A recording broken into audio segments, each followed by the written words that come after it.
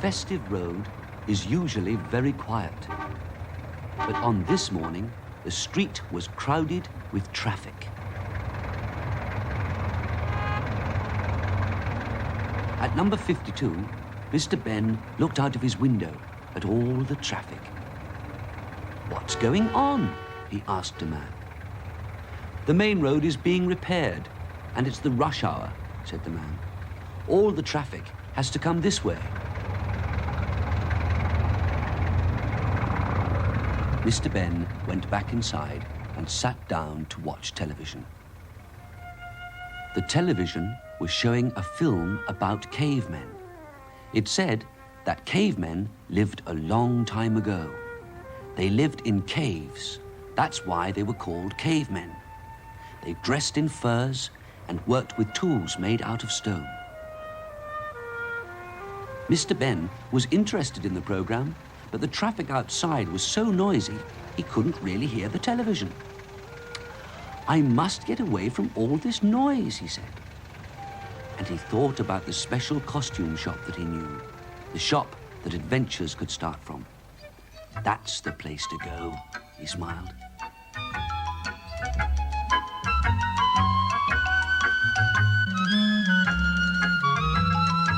Mr. Benn was soon in the lane with the shop. He went straight to it, paused for a moment, and then went in.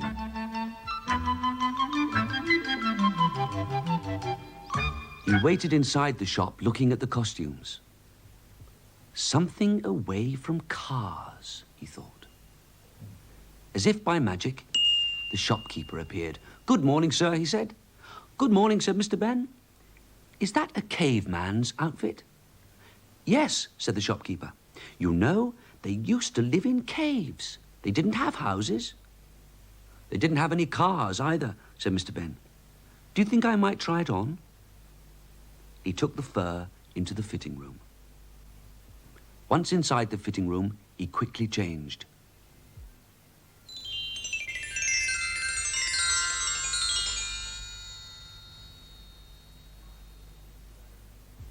He smiled at the furry Mr. Benn in the mirror, and then went through the door that could lead to an adventure. On the other side of the door, everything was very dark, but Mr. Benn could see a light ahead, and he walked towards it.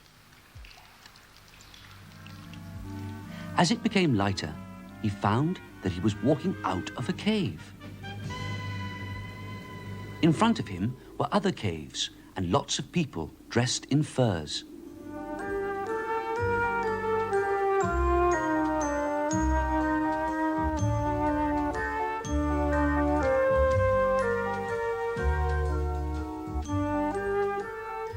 Mr. Benn went over to a patch of grass and lay down. He closed his eyes and thought how peaceful it was. The sun was shining, and he wondered why the cave people didn't lie out in it. It wasn't long before he knew why. From a long way off came a rumbling noise. At the same time, the people at the caves started to shout. In the distance was a great cloud of dust coming closer and closer. The cavemen were shouting, "Look out! Get out of the way! Run for it!" Mr. Benn jumped to his feet and raced back to the caves, just as a huge animal thundered past.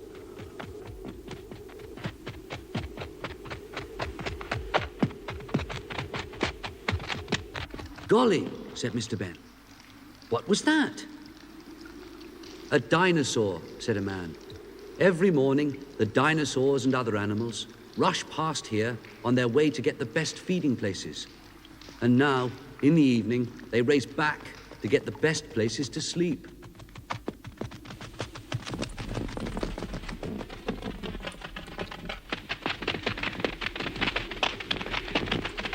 Suddenly, there was a crash, and the dinosaurs screeched to a halt. Some of the dinosaurs had fallen over, blocking the road. "That's always happening," said the man. "They're so impatient, no manners at all." The dinosaurs picked themselves up and rushed off again. The cave people settled down to a meal. Mr. Benn asked, "Why do you stay here? There must be other places to live away from these dinosaurs." "Not with caves," said a man, "and we need caves to live in." When the meal was over, everyone went to their own caves to sleep. And Mr. Benn settled himself under a pile of furs for the night.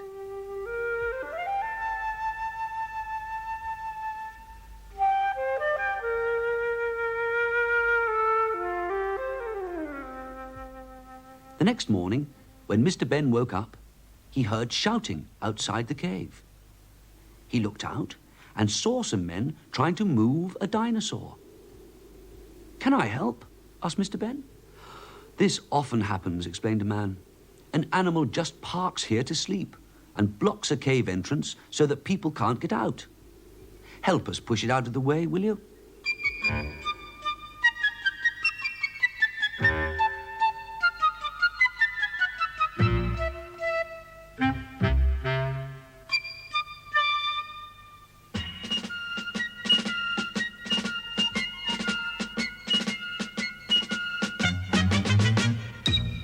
When Mr. Benn was having his breakfast, he heard the rumbling noise again.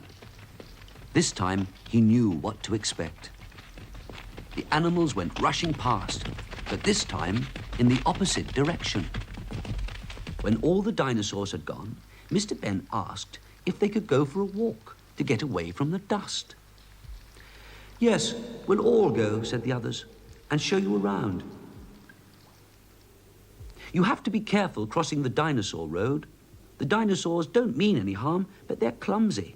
And if one does bump into you, it can be quite nasty." They looked first one way, then the other. A large cloud of dust was approaching. They waited until the dinosaur had passed.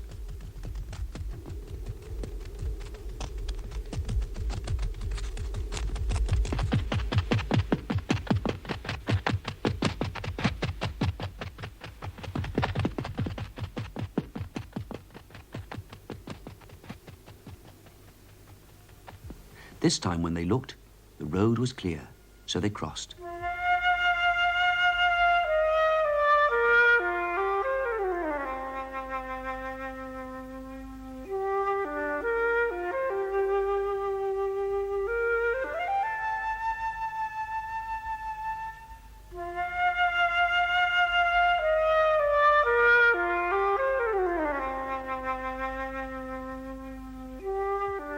As they walked on, the countryside became greener.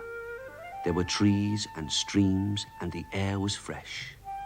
The children played freely, and everyone was much happier. "This is where we would really like to live," said one of the men. "Why don't you?" asked Mr. Benn. "Because there are no caves, silly," the man laughed.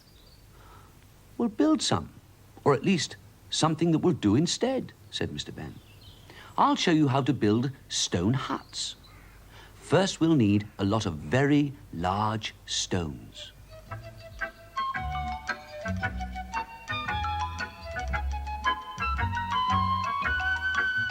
Mr. Benn showed the men how to place the stones.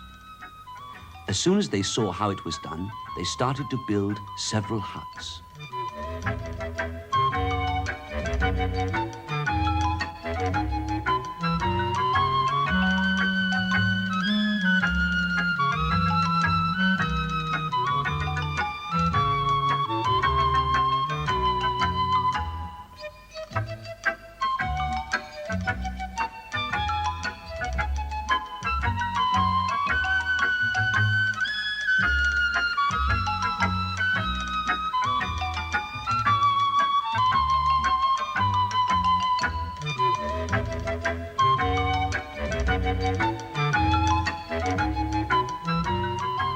When the walls were finished, Mr. Benn took the men into the woods to get some branches for the roofs.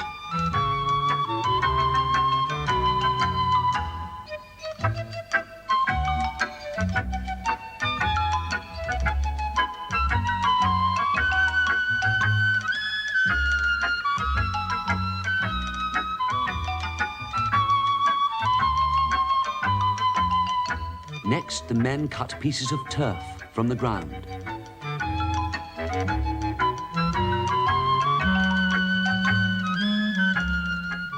Then they laid the turf on the branches, and the huts were complete.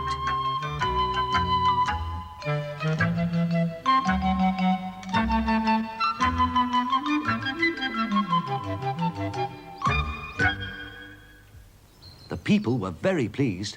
From now on, we can live here, they said.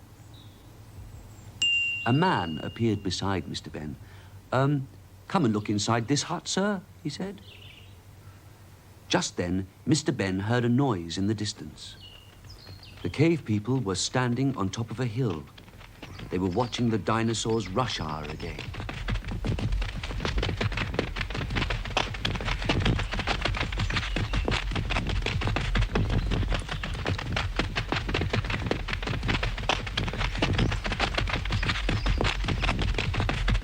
After the dinosaurs had gone, Mr. Benn went into the hut.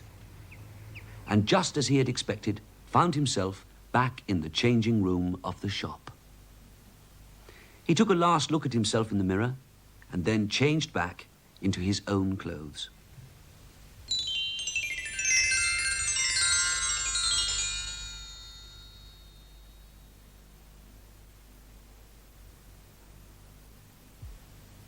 Back in the shop, Mr. Benn returned the fur outfit to the shopkeeper and said, "Thank you.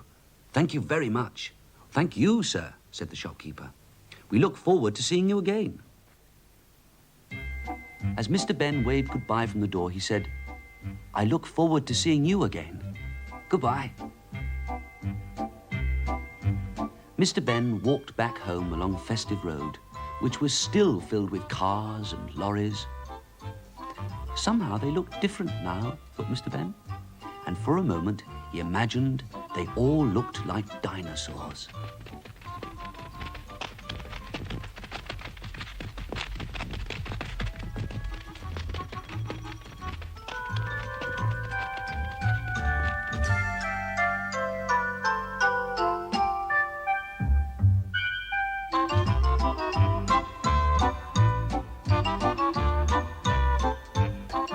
At his gate, Mr. Benn realized that he was holding something in his hand. It was a stone hammer. "I wonder how long I've been holding that," thought Mr. Benn. "I'll keep it. It's just what I need to help me remember."